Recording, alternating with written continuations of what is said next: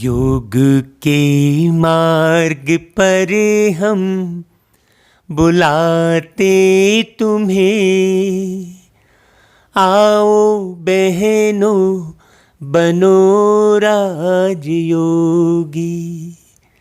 योग के मार्ग पर हम बुलाते तुम्हें, आओ भाई बनो राजयोगी। मीठे भाइयों, आज 1 तारीख की मुरली हम सुन रहे हैं। बाबा कहते, मीठे बच्चे, बेगर से प्रिंस बनने का आधार पवित्रता है। पवित्र बनने से ही पवित्र दुनिया की राजाई मिलती है। बाबा कहते, इस पाठशाला का कौन सा पाठ तुम्हें मनुष्य से देवता बना देता है? अब इस पर आप पहले चिंतन करिए, उसके बाद आप आगे उत्तर सुनिए। मुरली को रोक दीजिए, चिंतन कीजिए, जवाब लिखिए, फिर आगे सुनिए। तुम इस पाठशाला में रोज यही पाठ पढ़ते हो कि हम शरीर नहीं आत्मा है। आत्म अभिमानी बनने से ही तुम मनुष्य से देवता, नर से नारायण बन जाते हो। इस समय सब मनुष्य मात्र पुजारी अर्थात पतित देह अभिमानी है। इसलिए पतित पावन बाप को पुकारते रहते हैं। अब आप इन 3 लाइन का अर्थ अच्छे से स्पष्ट करके या तो कमेंट कीजिए या तो वीडियो बनाकर भेजिए। तो अब हम चाहते हैं कि अर्थ समझाने वाले ज़्यादा संख्या में हों। हाँ, क्योंकि ड्रामा अनुसार, संपूर्णता के अनुसार हम शरीर छोड़ दिए तो और ढेर सारे लोग तैयार तो रहें, इसलिए मुरली का स्वरूप चेंज किया। गीत है, छोड़ भी दे आकाश सिंहासन, धरती पर तू आ जा रे। ओम शांति। बच्चे जानते हैं कि यह ओम शांति किसने कहा? कौन से बच्चे? आत्माएं जानती हैं कि ओम शांति किसकी आत्मा ने कहा? परमपिता परमात्मा ने कहा। बच्चे जानते हैं मनुष्य की आत्मा ने नहीं कहा। ओम शांति शब्द है ना, यह परमपिता परमात्मा शिव ने कहा। वह सभी का बाप ऊंचे ते ऊंचा है। अब गीत में सुना, भारत पर बहुत माया का परछाया पड़ा हुआ है, बहुत पतित बन गए हैं। इसलिए पुकारते हैं कि हे पतित पावन, फिर से आओ पावन बनाने। अब माया का परछाया कौन कौन सा पड़ा है, इस पर आप टॉपिक लिखिए। आत्मा ही बुलाती है अपने बाप को, जिसको भगवान कहते हैं। कहते हैं वही पतित पावन है। एक की ही महिमा होती है। वह है सभी आत्माओं का बेहद का बाप। यह सब पतित बन गए हैं, तब पुकारते हैं हे परमपिता परमात्मा। तो वही ज्ञान का सागर भी है, पतित पावन भी है। वह पिता भी है तो शिक्षक भी है, क्योंकि ज्ञान सागर भी है। वर्ल्ड अथॉरिटी भी है। सभी वेदों, शास्त्रों, ग्रंथों को जानने वाला भी है। उनको कहते ही है नॉलेजफुल।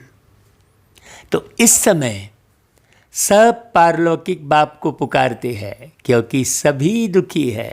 कहते हैं गॉड फादर। उनका नाम भी चाहिए ना। उनका नाम गाया हुआ है शिव बाबा।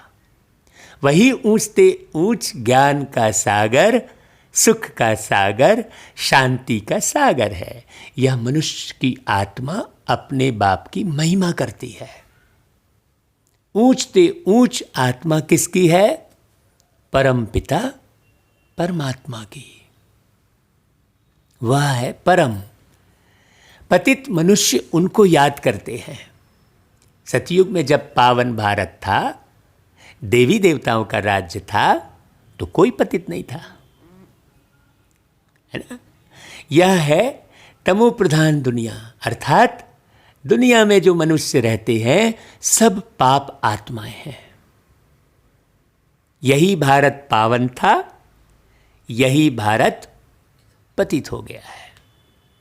यहां कलयुग में सब पतित है। तुम जानते हो, ज्ञान का सागर, पतित पावन, परम पिता परमात्मा परम धाम से आकर हमको ब्रह्मा द्वारा पढ़ाते हैं। तो उनको शरीर तो जरूर चाहिए ना। यह बातें कोई शास्त्रों में नहीं है। ज्ञान का सागर जो अथॉरिटी है वही सब कुछ जानते हैं। भाई भारत में भी चित्र दिखाते हैं ना, विष्णु की नाभि से ब्रह्मा निकला और फिर उनको हाथ में शास्त्र देते हैं। अभी एक बात समझने की है कि विष्णु कोई सब शास्त्रों का सार नहीं सुनाते हैं। परमपिता परमात्मा ज्ञान का सागर ब्रह्मा द्वारा सब शास्त्रों का सार समझाते हैं। ब्रह्मा विष्णु शंकर का भी वह रचयिता है। ब्रह्मा को व विष्णु को ज्ञान का सागर नहीं कहेंगे। शंकर की तो बात ही छोड़ दो। अभी ज्ञान का सागर कौन? निराकार ऊंचते ऊंच परमात्मा ही पतित पावन है। तो निराकार ऊंचते ऊंच परमात्मा कौन? शिव बाबा। यह महिमा ही उस परम पिता परमात्मा की है। यहां भी आत्मा की ही महिमा होती है। भाई आत्मा ही शरीर द्वारा कहती है ना कि मैं प्रेसिडेंट हूँ, मैं बैरिस्टर हूँ, मैं फलाना मिनिस्टर हूँ। भाई आत्मा ही तो मर्तबा लेती है। शरीर द्वारा आत्मा ही तो कहती है कि मैं एक शरीर छोड़ दूसरा लेता हूँ। तो इस समय जब बाप आते हैं तो कहते हैं बच्चे आत्म अभिमानी बनो, है ना। अब आत्म अभिमानी किसे कहेंगे? इस पर आप चिंतन करके आप लिख सकते हैं, भेज सकते हैं वीडियो बनाकर। बाबा कहते हैं देखो, मैं तुम्हारा बाप आया हुआ हूं तुमको यही पाठ पढ़ाने। यह पाठशाला है मनुष्य से देवता, नर से नारायण, नारी से लक्ष्मी बनने की। इतनी ऊंची पाठशाला और कहीं देखने मिलेगी क्या आपको? और ऐसा लक्ष्य आज तक किसी ने दिया क्या? बाप को सभी आत्माएं बुलाती हैं कि हे परम पिता परमात्मा, अब निराकारी दुनिया से साकारी दुनिया में आओ। कहते हैं छोड़ भी दे आकाश सिंहासन, अभी रूप बदलो। उसके लिए गायन भी है, रूप बदलकर खेल रचाते। और कहते हैं कि कभी राम बन के कभी श्याम बन के चले आना, प्रभु जी चले आना। तो राम बन के कौन आएगा? मतलब आप भजन में गा रहे हो कि कभी राम बन के आना। तो यहां पर क्या सिद्ध होता है कि रूप बदल कर आना, तो उनका रूप अलग होगा, मतलब राम उनका रूप नहीं है। आप खुद भजन में गा रहे हो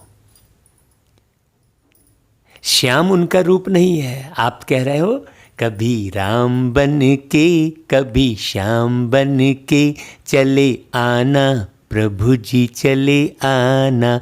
तो प्रभु जी का ओरिजिनल रूप कौन सा है? इसलिए आप कहते हो रूप बदलो।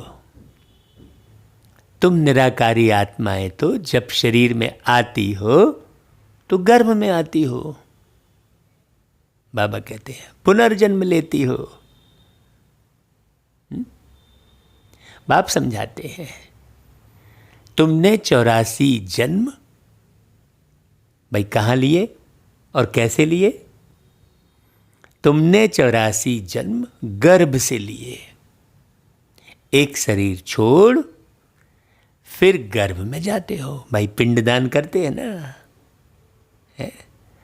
पिंडदान क्यों करते हैं? क्योंकि आत्मा जब शरीर छोड़ती है तो उसे याद दिलाते हैं कि तुम पहले पिंड के माध्यम से इस संसार में आए थे। पिंड क्या है? मां के गर्भ में जो मांस का लोथड़ा तैयार होता है, एक पिंड की तरह होता है। ये बारीक बात है। बाबा कहते ऐसे तुम 84 जन्म लेते हो। मैं तो गर्भ में नहीं आता हूं ना। ऐसा कोई बोलेगा क्या? आज तक कोई साधु संत ऋषि मुनि ऐसे बोले हैं क्या कि मैं तो गर्भ में नहीं आता हूं? सोचिए। ऐसे पॉइंट से ये समझ में आता है कि ये जो वाणी चल रही है ये परमपिता परमात्मा शिव बाबा की वाणी चल रही है। बाबा कहते हैं देखो, भारतवासी असल में देवी देवता धर्म के थे। क्या बोल रहे हैं बाबा? थे, अभी नहीं है। फिर सीढ़ी नीचे उतरते आए, क्षत्रिय वर्ण में आ गए उतर के, फिर और नीचे उतरे तो वैश्य वर्ण में आ गए, और नीचे उतरे तो शूद्र वर्ण में आ गए। कलाएं कम होती जाती हैं। ये राज और कहीं नहीं बताया है कि इस तरह से तुम नीचे उतरते हो। ये राज तो प्यारे बाबा राजयोग के माध्यम से बताते हैं।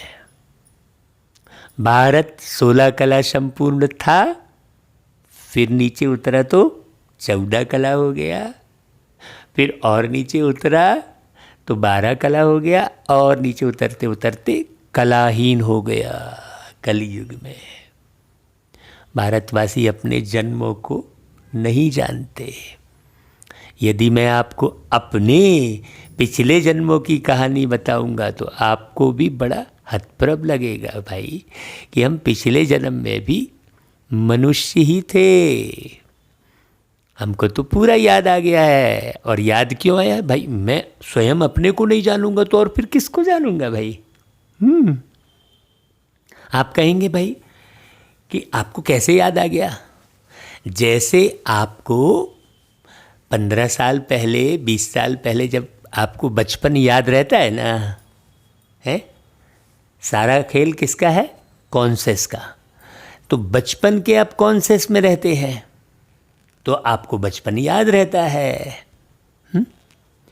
वैसे ही जब आप बॉडी कॉन्सेस से हटकर सोल कॉन्सेस में आते हैं तो सोल अर्थात मैं स्वयं आत्मा का और पहले का बचपन और पहले का जीवन याद आ जाता है।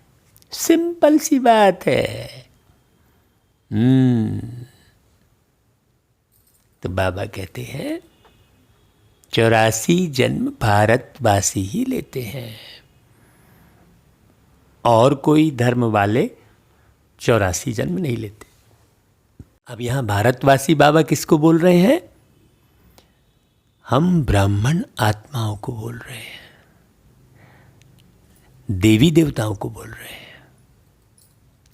तुम स्वदर्शन चक्रधारी बने हो। स्वदर्शन मतलब वो गीत है ना, आत्म दर्शन स्वयं का दर्शन, आत्म ज्योति जगा ले, ऐसा करके गीत है।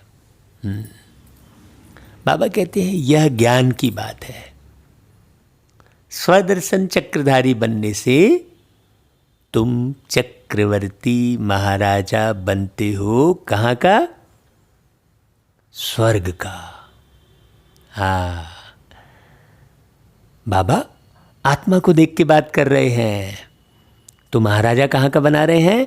स्वर्ग का बनाते हैं। यहाँ नहीं, यहाँ तो तुम सेवक हो, पढ़ने वाले विद्यार्थी हो। पढ़ करके, और पढ़ा किसको रहे हैं बाबा? तुम आत्मा को। तो फिर ये शरीर कैसे महाराजा बनेगा भाई? महाराजा बनेगी कौन? आत्मा। क्योंकि बाबा शरीर को नहीं पढ़ा रहे हैं, बाबा आत्मा को पढ़ा रहे हैं। तुम अच्छी रीति जानते हो, हम यहाँ आए हैं पतित से पावन बनने। भाई हम कौन? आत्मा। पतित कौन बनी? आत्मा। शरीर पतित नहीं बना। कोई भी व्यक्ति कितने भी पाप कर्म करेगा तो पाप शरीर नहीं बोलेंगे, पाप आत्मा बोलेंगे। कितने भी पुण्य कर्म करेगा तो पुण्य शरीर नहीं बोलेंगे, पुण्य आत्मा बोलेंगे। क्योंकि ये शरीर कोई पुण्य नहीं कर रहा है, शरीर कोई पाप नहीं कर रहा है। शरीर के माध्यम से आत्मा पाप कर रही है, शरीर के माध्यम से आत्मा पुण्य कर रही है। अब किसी ने पिस्तौल से किसी को मारा तो पिस्तौल ने मारा कि पिस्तौल मारने वाले व्यक्ति ने मारा? पिस्तौल के द्वारा व्यक्ति ने मारा, तो पिस्तौल को सजा थोड़ी मिलती है। भाई पिस्तौल ने मारा, गोली तो पिस्तौल से निकली, तो सजा पिस्तौल को मिलनी चाहिए। फिर पिस्तौल को तोड़ के फांसी लगनी चाहिए। फांसी फिर पिस्तौल मारने वाले को ही लगती है। उसी प्रकार शरीर एक माध्यम है, तो सजा किसको मिलती है? तुम आत्मा को मिलती है। ये बात बारीक समझने की है। तो बाबा कहते हैं स्वदर्शन चक्रधारी बनने से तुम स्वर्ग का मालिक बनते हो। यह है ही पतित दुनिया। पतित पावन सर्व का सद्गति दाता तो एक ही बाप है। सब उनको ही पुकारते हैं ना भाई, बाप को याद करते हैं। कृष्ण को थोड़ी सब याद करते हैं भाई। कृष्ण ने गीता नहीं सुनाई। ये बात अच्छे से समझोगे तभी भगवान से आपका संबंध बनेगा। गीता है सर्वशास्त्रमयी शिरोमणि। गीता को ही माता कहते हैं। भारत की गीता किस धर्म का शास्त्र है भाई? लोग कहेंगे कुछ और, लेकिन बाबा कहते कुछ और। इसलिए कहते हैं भगवान तेरी गत मत न्यारी, भगवान तेरी लीला अपरम अपार। कहते हैं भगवान तेरी लीला हमसे ना बनी रे, भगवान तेरी पूजा हमसे ना बनी रे। हाँ भाई, भगवान की लीला समझ में नहीं आती है तो बाबा कहते हैं भारत गीता किस धर्म का शास्त्र है? आदि सनातन देवी देवता धर्म का शास्त्र है। और किसने गीता गाई?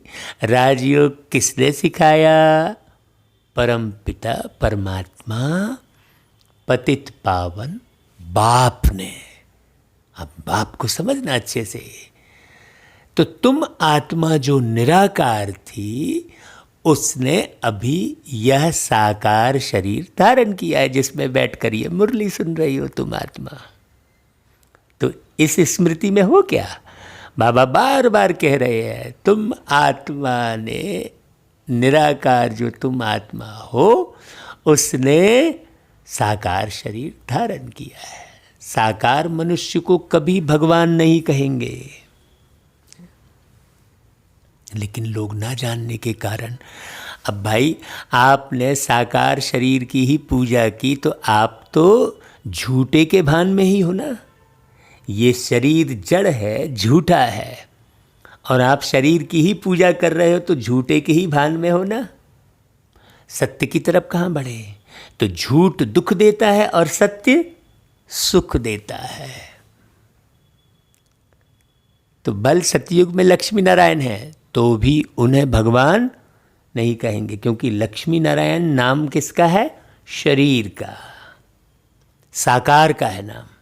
तो साकार को भगवान नहीं कहेंगे, नाम तो साकार में ही पड़ेगा। यह तो करके उपाधि दी जाती है लक्ष्मी नारायण, टाइटल। देखो है ना भाई, कायदे अनुसार भगवान एक है, इसलिए कहते हैं सबका मालिक एक, क्रिएटर इज वन। बाकी वह है देवताएं। 5000 वर्ष की बात है। हाँ, इन लक्ष्मी नारायण का राज्य था। इनको महाराजा महारानी कहा जाता था। विश्व महाराजा नारायण, विश्व महारानी लक्ष्मी। अभी तो विश्व महाराजा कोई है नहीं, न विश्व महारानी है कोई। अभी तो अलग अलग देश के अलग अलग राष्ट्रपति और प्रधानमंत्री है भाई। भगवान महाराजा नहीं बनते हैं, वह तो बाप ही है जो आकर भारतवासियों को ऐसा देवी देवता बनाते हैं। अब देवी देवता के संबंध में पिछली मुरलियों में हमने सुनाया है, आप सुनकर मनन चिंतन करके बताइए। अभी तो देवी देवता धर्म का कोई है ही नहीं। बताइए, एक भी कोई है क्या जो कहे कि मैं देवी देवता धर्म का हूँ? वो लक्ष्मी नारायण थे, वो कहाँ चले गए? समझने की बात है। आप लोग गाते भी हो, दुनिया से जाने वाले जाने चले जाते हैं कहाँ, कैसे ढूंढे कोई उनको नहीं कदूं मौके भी निशान। भाई, क्योंकि जाने वाले के कोई कदम होते ही नहीं, कदम तो शरीर के होते हैं। कैसे ढूंढे कोई उनको नहीं कदमों के निशान। तो जाने वाले के तो कदम होते ही नहीं है, तो कौन गया? दुनिया से जाने वाला कौन था ये पता ही नहीं है, इसलिए ये गीत गाते हैं। जाने हैं वो, जाने हैं वो कौन नगरिया, आए जाए खत न खबरिया। है क्यों? क्योंकि तुमने जीवन जीते जीते केवल शरीर को पहचाना, शरीर में बैठी आत्मा को नहीं पहचाना है। इसलिए गीत गा रहे हो कि जाने को है कौन नगरिया, जाने है वो कौन नगरिया। हमने तो इस शरीर में बैठे बैठे आत्मज्ञान की उस पराकाष्ठा में गए तो हमने जान लिया कि किस नगरिया में जो हमारी माँ का पार्ट अदा कर रही थी वो आत्मा अभी किस नगरिया में कहाँ जन्म ली है, हमने तो जान लिया बिल्कुल प्रूफ के साथ। तो ये गीत, ये अनभिज्ञता वाला गीत है। ये अनभिज्ञता वाला गीत है ना, अनभिज्ञ है। हाँ, आए जाए खत न खबरिया, क्योंकि खत लिखने वाला कौन? आत्मा, जो शरीर के माध्यम से खत लिख रहा था। है अब वो नहीं है तो खत कौन लिखेगा? अब खबरिया, अब कौन खबर देगा? क्यों? क्योंकि आत्मा की पहचान ही नहीं है। और हम खबर देते हैं अपनी माँ की, अपने पिताजी की, जो हमारे पिताजी शरीर छोड़े, जो मैया शरीर छोड़ी, हम खबर देते हैं, हाँ, क्योंकि हमें खबर है। तो ये सब बातें प्यारे बाबा आकर बहुत प्यार से, बहुत अच्छे से सिखाते हैं। बाबा कहते हैं, देखो भगवान महाराजा नहीं बनते हैं, वह तो बाप ही है जो आकर भारतवासियों को ऐसा देवी देवता बनाते हैं। अभी तो देवी देवता धर्म का कोई है नहीं। इनको कहा जाता है रावण संप्रदाय। क्यों? क्योंकि रावण राज्य है। रावण को वर्ष वर्ष जलाते रहते हैं क्योंकि यह पुराना दुश्मन है, परंतु भारतवासी इनको जानते नहीं। अब रावण के बारे में हमने पिछली मुरलियों में समझाया है। हाँ, शास्त्रों में भी वर्णन नहीं है कि रावण कौन है, रावण को 10 शीश क्यों दिखाए हैं। इन बातों को अच्छी रीति समझना है। भाई रावण को 10 शीश क्यों दिखाए हैं, ये भी हमने कई बार जिक्र किया है और हर बार अलग अलग मुरलियों में अलग अलग तरीके से अर्थ बताया है। आप पिछली मुरलियाँ सुनिए भाई, मनन चिंतन कीजिए। अगर मुरली नहीं पढ़ते हैं तो खुद से मनन चिंतन करके लिख कर बताइए। मनुष्य तो बिल्कुल पत्थर बुद्धि है। अब पत्थर बुद्धि का अर्थ भी अच्छे से समझाना भाई। पारस बुद्धि इन लक्ष्मी नारायण आदि को कहेंगे। लक्ष्मी नारायण आदि शब्द लगाया है बाबा ने। इस पर भी आप बताना। पारसनाथ, पारसनाथनी का राज्य था। यथा राजा रानी तथा प्रजा। हाँ, राम राजा, राम प्रजा, राम साहूकार, ऐसा कहते हैं। भारत जैसा सुख धाम और कोई खंड होता नहीं। ये बहुत बड़ी खुशखबरी है कि भारत का कभी विनाश नहीं होता। तो खूब तालियां बजाओ भाई सुनकर कि हम भारत में रहते हैं। देखो बाबा आगे और बहुत बड़ी खुशखबरी सुना रहे हैं। जब भारत में स्वर्ग था तो कोई बीमारी, दुख, रोग नहीं था। अभी तो देखो बीमारी के नाम से लोग कितना परेशान होते हैं ना भाई। कितनी सारी हॉस्पिटल, कितनी दवाइयाँ। सोचो भाई, अगर बीमारी ठीक हो रही होती तो हॉस्पिटल की संख्या कम हो रही होती ना, दवाइयों की संख्या कम हो रही होती ना। इसका मतलब दवाइयों से और हॉस्पिटल से बीमारी ख़त्म नहीं हो रही है, बढ़ रही है। तब तो हॉस्पिटल बढ़ रहे हैं ना। तो इस बात को अच्छे से समझकर स्वर्ग की स्थापना में सहयोग कीजिए भाई। इस मुरली को पूरा पूरा आप भी सुनिए और लोगों को भेजने का पुरुषार्थ कीजिए। बाबा कह रहा है कि जब स्वर्ग था तो कोई बीमारी, दुख, रोग नहीं था, संपूर्ण सुख था। गाया भी जाता है, ईश्वर की महिमा अपरम अपार है, अपरम अपार है। तो आपका वो छोटा सा रोग ठीक करेंगे क्या? जब उनकी महिमा अपरम अपार है तो क्या वो आपका घर मकान बनाते बैठेंगे क्या? हैं कि एक एक घर को एक एक बच्चा देते बैठे रहेंगे? अपरम अपार है तो क्या देंगे वो? हैं? वो जरूर धरती पर आकर नर को नारायण और नारी को लक्ष्मी बनाएंगे, नरक को स्वर्ग बनाएंगे।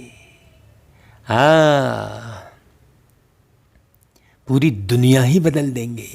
सड़ी पुरानी भ्रष्ट दुनिया को नई श्रेष्ठ दुनिया बनाएंगे। अपरम अपार है ना भाई उनकी महिमा।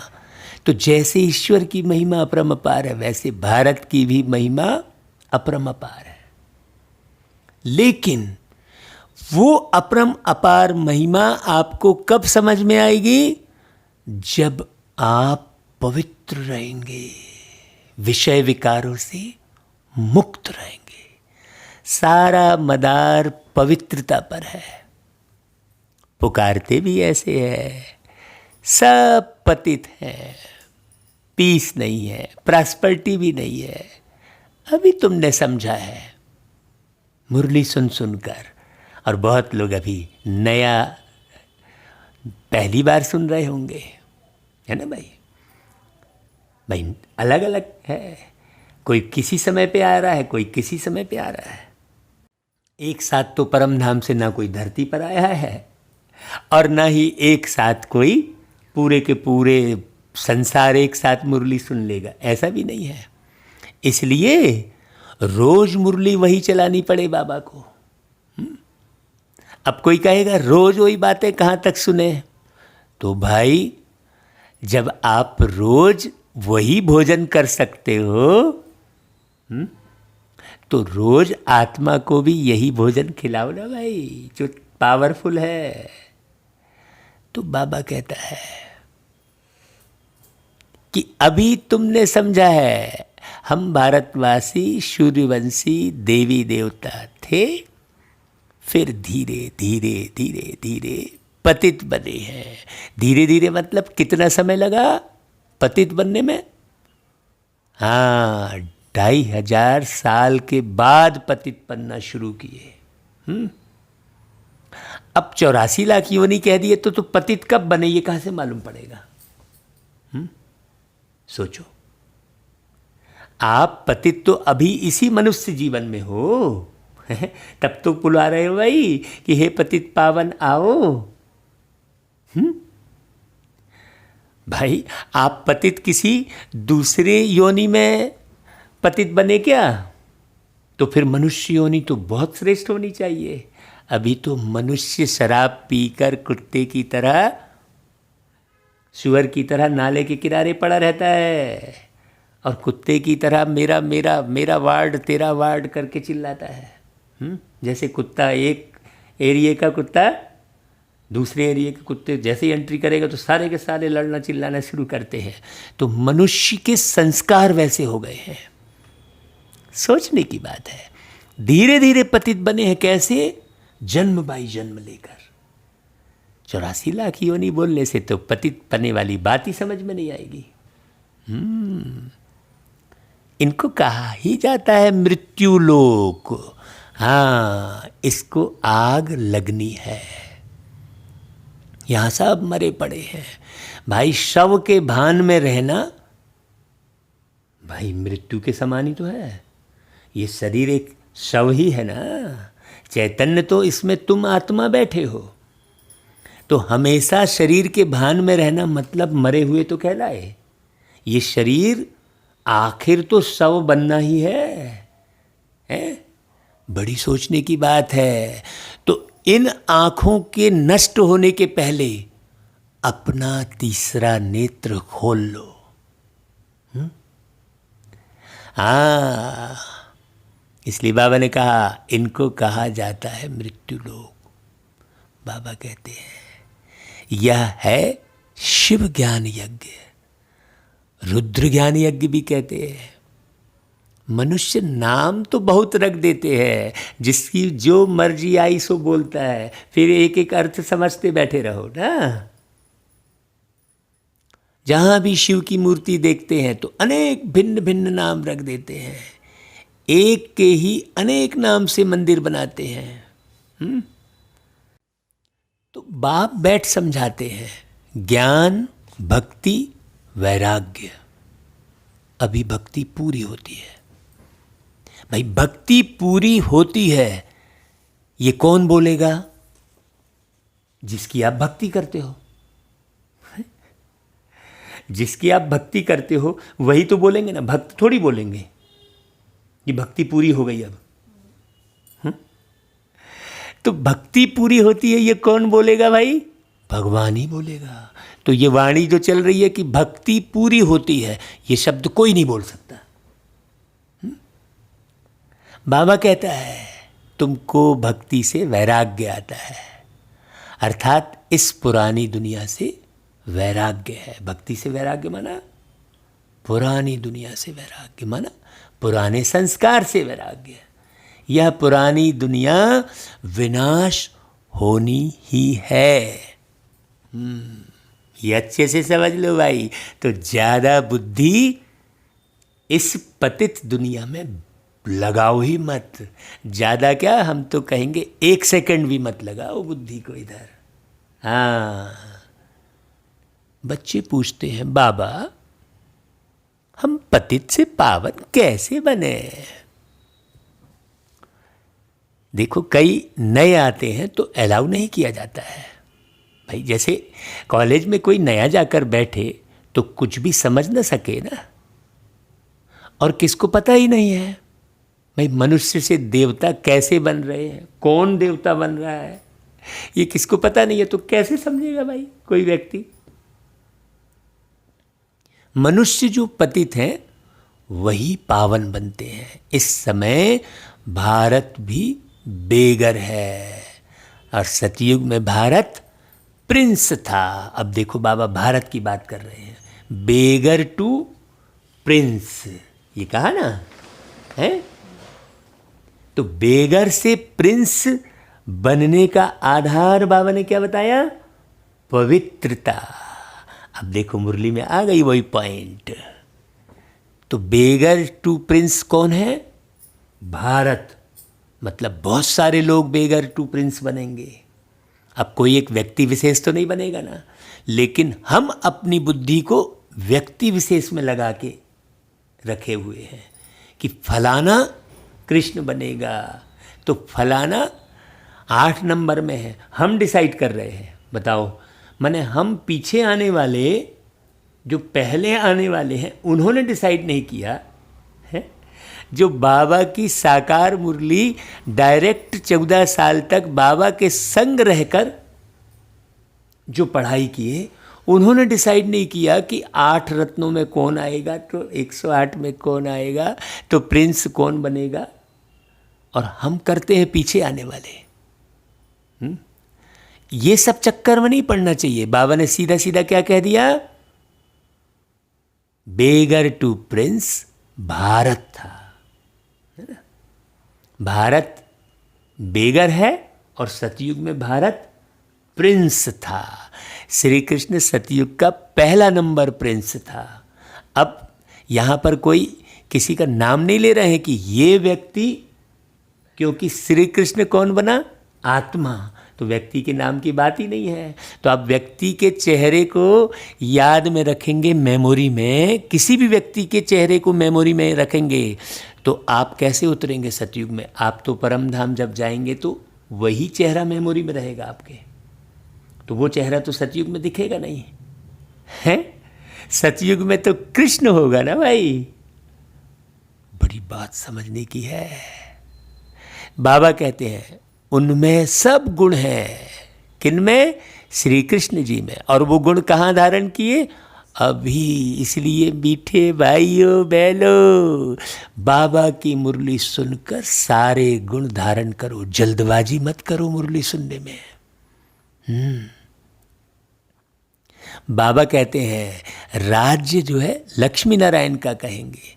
कृष्ण तो प्रिंस था, राधे प्रिंसेस थी, उनका राज्य थोड़ी कहेंगे। कृष्ण प्रिंस की ही महिमा गाई जाती है। इसका मतलब देखो, सर्वगुण संपन्न 16 कला संपूर्ण कृष्ण, बच्चे की महिमा। तो बच्चे बनना है। बाबा कहते हैं अरे वो तो बच्चा, उसने कोई गीता नहीं सुनाई। हाँ, अब जब उसने गीता नहीं सुनाई तो ये वाणी फलाने भाई की है, ये फलाना भाई क्लास करा रहा है, ये कैसे बोल सकते हैं। गीता तो सुनाई शिव बाबा ने। जब कृष्ण ने भी नहीं सुनाई तो फिर हम अपना नाम क्यों लगाएं भाई। सोचने की बात है। यहाँ तो सब अपना अपना नाम लगा लगा के और जो है गुरु बनते हैं, महामंडलेश्वर बनते हैं, है, जबकि गीता सुनाई किसने? परमात्मा ने, शिव ने। तो गीता से ही तो सब उठा रहे हैं, फिर अपना नाम क्यों लगाना? बाबा कहते हैं कृष्ण तो सतयुग का प्रिंस था, वह पतित मनुष्यों को पावन बनाने के लिए गीता पाठ सुनाए, यह तो हो ही नहीं सकता ना, क्योंकि सतयुग में तो कोई पतित था ही नहीं। उसका नाम ही है सतयुग, है सत्य पर चलने वाले सभी के सभी। तो वहाँ गीता सुनाने की जरूरत ही नहीं है, वहाँ ये बताने की थोड़ी ज़रूरत है कि जो हुआ अच्छा हुआ, जो होगा अच्छा होगा, है वहाँ तो कुछ ऐसा गड़बड़ होता ही नहीं है, तो जो हुआ अच्छा हुआ कहने की जरूरत ही नहीं है। बाबा कहते हैं यह सब शास्त्र हैं भक्ति मार्ग के। कितनी शास्त्रों की महिमा है। सतयुग में कोई शास्त्र चित्र आदि भक्ति मार्ग के होते ही नहीं। तो इसका मतलब अभी क्या हुआ भाई, कि आप हर चित्र से अपनी बुद्धि को हटा दो, क्योंकि यही चित्र फिर तुम्हारे चित्त पे चिपका रहेगा। तो तुम फिर उतरोगे कब? जब इस धरती पर वो चित्र आएगा, तो कितना घाटा हो जाएगा। सोचो, वहां तो ज्ञान की प्रारब्ध होती है 21 जन्मों के लिए। फिर से सतयुग का राज्य भाग्य ले रहे हैं। भारतवासी सतयुग में 5000 वर्ष पहले विश्व के मालिक थे, और कोई भी पार्टीशन आदि नहीं था। अभी तो देखो कितना पार्टीशन है। हाँ, 5000 वर्ष की बात है। अभी कलयुग का अंत है ना, ये मुरली चल रही है, बाबा धरती पर आया है, तो कलयुग का नाश किया ना भाई। विनाश सामने खड़ा है।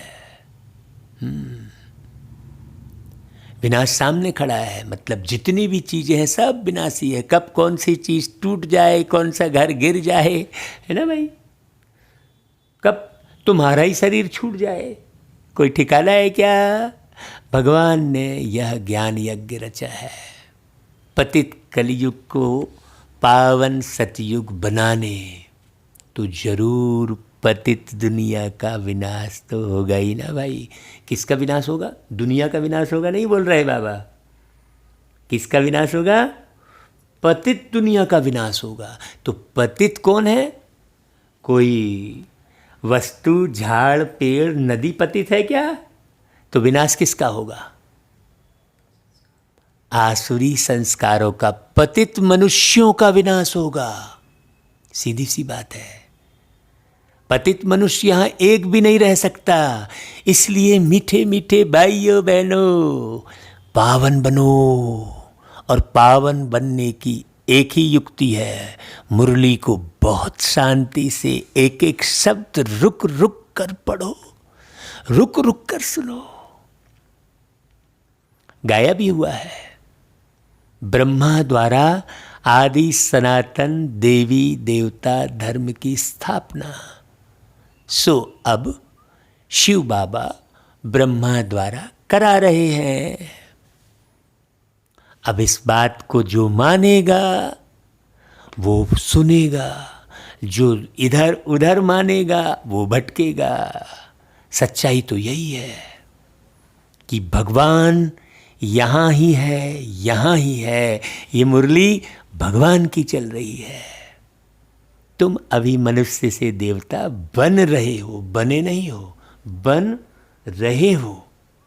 गाते भी हैं, परम पिता परमात्मा ब्रह्मा द्वारा स्थापना कराते हैं।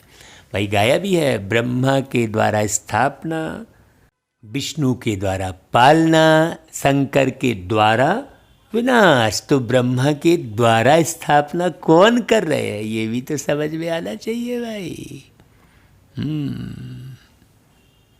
वह तो हुआ प्रजापिता, उनकी सब औलाद है।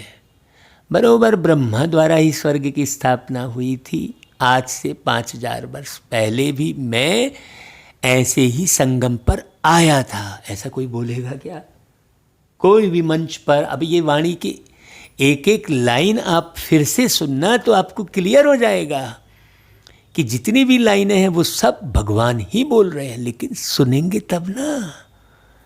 अब आप इसे लाउड स्पीकर में लगाकर बजाइए, सबको सुनाइए। हाँ, तुमको यह राजयोग सिखाने कृष्ण नहीं, मैं आया था। देखो कैसे शिव बाबा बोल रहे हैं। राजस्थान में एक भाई ने इस मुरली को शहर में पूरे साउंड सिस्टम लगा के कई दिनों तक चलाया।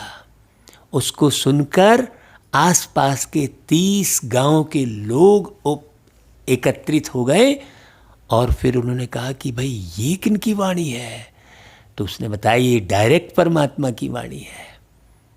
हाँ, तो बोले भाई ये प्रोग्राम बड़ा सा रखते हैं। तो 10,000 लोगों को बुलाने की व्यवस्था की गई और बड़ा कार्यक्रम का आयोजन किया। हाँ, उसकी पूरी प्लानिंग बनी बहुत अच्छे से। हाँ, बहुत बहुत अच्छी बात बता रहे हैं आपको। तो ये मुरली आप डायरेक्ट सबको सुनाइए। क्योंकि अब समय नहीं है, अब बिल्कुल समय नहीं बचा है कि अब आप घुमा फिरा कर कोई बात सुनाएंगे, मुरली बाद में सुनाएंगे। नहीं, मुरली में बाबा ने सब क्लियर कर दिया है। इसलिए आप मुरली नए लोगों को भी भेजेंगे तो भी कोई बात नहीं है। बाबा कहते हैं देखो कृष्ण पतित दुनिया में आ ही नहीं सकते, तो फिर द्वापर युग में कैसे आएंगे भाई? द्वापर तो है, उसका नाम ही द्वापर है। जब व्यक्ति 2 राहों पर भटकना शुरू कर देता है? हाँ, जब वो अज्ञान अंधेरे में जाना शुरू कर देता है तो बाबा कहते हैं बाप ही आते हैं संगम पर। संगम की रुत जब आए, बाबा से मिलन कराए, मन का मयूरा फिर नाचे, दुनिया बदली ही जाए। ओ बाबा हमने तुमको जब से है जाना, ओ बाबा हमने तुमको जब से है जाना, देखा बाबा को मैंने, पाया बाबा को मैंने, देखा बाबा को मैंने, पाया बाबा को मैंने। भाई संगम पर बाबा आते हैं, वही सर्व के सद्गति दाता है। भाई मनुष्य को सद्गति दे नहीं सकते, भाई कैसे देंगे? सोचने की बात है। आप तो सद्गति पाने के लिए मनुष्यों के पास ही जा रहे हो। भाई वो मनुष्य ही तो है जो गुरु है। वो मनुष्य ही तो है। भाई यहाँ भी मनुष्य सुना रहा है? तो मनुष्य से बुद्धि मत लगाओ, मनुष्य के माध्यम से जो परमात्मा सुना रहे हैं उस ज्ञान से बुद्धि लगाओ, है ना भाई? तो बाबा कहते हैं याद भी सभी एक को ही करते हैं। भाई परमपिता परमात्मा कहाँ रहते हैं? आपसे पूछते हैं, तुम बच्चे जानते हो, परम धाम में रहते हैं। वह है ब्रह्म महतत्व। वहाँ आत्माएं पवित्र जैसे महात्माएं हैं। हाँ, यहाँ भी महान आत्मा पतित आत्मा कहते हैं ना। वास्तव में यहाँ महान आत्मा एक भी नहीं है। कह जरूर देते हैं लेकिन एक भी नहीं है। आत्मा को ही पावन सतो प्रधान बनना है ज्ञान और योग से, ना कि पानी से। पानी से तो शरीर धुलेगा ना भाई। तो उस शरीर से तो आत्मा रहित शरीर को भी धो देते हो आप। शरीर तो ना तो पतित बनता ना शरीर पावन बनता। एकदम सिंपल सी बात है। आत्मा ही पतित बनी है, आत्मा में ही खाद पड़ती है, आत्मा ही गोल्डन सिल्वर कॉपर आयरन बनती है। ये एज की बात है, कोई धातु की बात नहीं है। एज माना अवस्था, है ना भाई। एज माना अवस्था।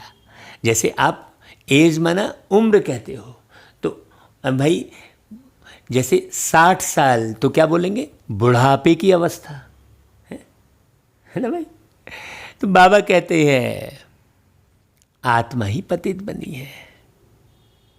अब आत्माएं जो पतित हैं उनको पावन कौन बनाए, बताइए। है कोई ऐसा? सिवाय परम पिता परमात्मा के और कोई बना न सके। बाप ही बैठ समझाते हैं। भाई कहाँ बैठ? जैसे भ्रुकुटी में आप बैठ के सुन रहे हो, समझ रहे हो, शरीर तो नहीं सुनेगा ना। जिस शरीर में आत्मा नहीं है वो शरीर सुनेगा क्या? तो जैसे आप शरीर में बैठकर समझ रहे हो, वैसे ही बाबा भी एक शरीर में बैठ समझाते हैं। इसलिए बाप ही बैठ समझाते हैं। क्या समझाते हैं? मामेकम याद करो तो तुम्हारे पाप भस्म हो जाएंगे। तो शरीर में कौन बैठे हैं? अति सूक्ष्म रूप में बाबा। तो आपको याद किसको करना पड़े? बाबा को। जितना याद करेंगे उतना पतित से पावन बनेंगे। मेहनत इसमें ही है, याद करने में है। ज्ञान तो सारा बुद्धि में है। यह चक्र कैसे फिरता है, हम 84 जन्म कैसे लेते हैं, सतयुग में कितना समय राज्य चलता है, फिर रावण कैसे आता है, रावण है कौन, यह भी किसको पता नहीं है। भाई कब से रावण को जलाते आते हैं, यह भी किसको पता नहीं है। हर वर्ष जलाते हैं, सतयुग में तो नहीं जलाएंगे ना। अभी है ही रावण राज्य। राम राज्य तो कोई स्थापन कर नहीं सकता। यह तो बाप का ही काम है? बाप यानी शिव बाबा है। भाई रामचंद्र जी को भी शिव की पूजा करते दिखाया है ना। जब रावण से जीत पाने के लिए आगे बढ़ रहे थे तो समुद्र के किनारे शिव की पूजा करते दिखाया है ना भाई रामचंद्र जी को। हाँ, पतित मनुष्य तो कर नहीं सकते, वह तो सब विनाश हो जाएंगे। पतित दुनिया ही विनाश होनी है, तो लोग कैसे बचेंगे? सतयुग में एक भी ऐसे नहीं कहेंगे कि हे पतित पावन आओ। वह तो पावन दुनिया ही है ना सतयुग। तुम अभी जानते हो इन लक्ष्मी नारायण को ऐसा स्वर्ग का मालिक किसने बनाया। अब जो मंदिर बनवाते हैं वो भी थोड़ी जानते हैं। फिर इन्होंने 84 जन्म कैसे लिए? भाई कहते हैं 184 भरम गमायो, बड़े भाग्य मानुष तन पायो। है? बाहर दुनिया में तो मनुष्यता है ही नहीं। जब हम ब्राह्मण बनते हैं तब मनुष्यता आती है। ब्राह्मण मतलब पूरे ब्रह्मांड के लिए सोचने वाला। हम उस जाति की बात नहीं कर रहे हैं। हाँ, नहीं तो बहुत लोग ब्राह्मण से ही चिढ़ने लगते हैं। तो वह तो पावन दुनिया है। तुम अभी जानते हो कि भाई आदि सनातन देवी देवता धर्म वालों ने ही 84 जन्म लिए हैं। वही इस समय सब शूद्रवंशी बने हैं। अब फिर ब्राह्मण वंशी बनते हो। अभी तुम हो ब्राह्मण चोटी, यह है ऊंचते ऊंच चोटी। अब वो लोग स्थूल ये बाल की चोटी को चोटी समझ लेते हैं। भाई ये चोटी, ये ऊंची कहाँ है, ये तो शरीर में ही लगी हुई है। चोटी मतलब ऊंचाई। अब ऊंचाई की बात कही तो फिर क्या हुआ कि चोटी लग, ये वाली चोटी को चोटी समझने लगे। ब्रह्मा मुखवंशावली ब्राह्मण कुलभूषण। अभी तुम शिव बाबा के बच्चे भी हो, पोत्रे पोत्रियां भी हो। यहां रिश्ता बनाया ना बाबा ने आकर। शिववंशी फिर ब्रह्मा कुमार कुमारियां हो। वर्षा मिलता है दादे से। बाप कहते हैं मुझे निरंतर याद करो। हाँ, पावन बनो तो तुम मेरे पास मुक्ति धाम में आ जाएंगे। देखो भाई, इन बातों को समझेंगे वही जिन्होंने कल्प पहले समझा है। इसलिए ज़्यादा किसी के पीछे माथा भी मारने की आवश्यकता नहीं है। बाबा कहते हैं कि जो कल्प पहले वाले हैं उन्होंने समझा है, वह तो हजारों हैं, कोई करोड़ों में थोड़ी है।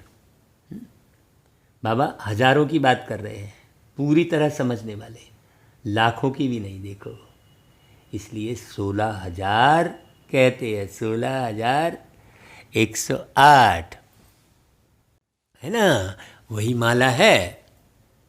कोई पूछते हैं कितने बीके हैं, बोलो हजारों की अंदाज में है। बाबा क्या लाइन बोल रहे हैं, कितने बीके हैं तो हजारों की अंदाज में है कहो, लाखों की अंदाज में नहीं। बारीक बात है। क्यों? क्योंकि हजारों के अंदाज वाले ही बीके हैं, बाकी तो नाम के हैं। ऐसा थोड़ी कि भाई सफ़ेद वस्त्र पहन लिए, बैच लगा लिए तो वो बीके कहलाने लग गए। कोई बाबा स्थूल साइन नहीं बताते हैं। इस दैवी झाड़ की वृद्धि होती जाती है। अब फिर से सैपलिंग लग रहा है आदि सनातन देवी देवता धर्म का, क्योंकि देवता धर्म है ही नहीं। सब अपने को हिंदू कहलाते रहते हैं और धर्मों में कन्वर्ट हो गए हैं। फिर सब निकल आएंगे, आकर बाप से वर्षा लेंगे, कोई कम कोई ज़्यादा। तुम आए हो बेहद के बाप से बेहद के सुख का वर्षा पाने, अर्थात मनुष्य से देवता बनने। अच्छा भाई, बाबा फिर याद प्यार देते हैं, मीठे मीठे सिके लधे बच्चों प्रति मात पिता बाप दादा का याद प्यार और गुड मॉर्निंग। रूहानी बाप की रूहानी बच्चों को नमस्ते, और हम रूहानी बच्चों की रूहानी मात पिता बाप दादा को याद प्यार गुड मॉर्निंग और नमस्ते। अब भाई धारणा के लिए जो सार है, मुख्य सार, उसे ज़रूर अच्छे से सुनना।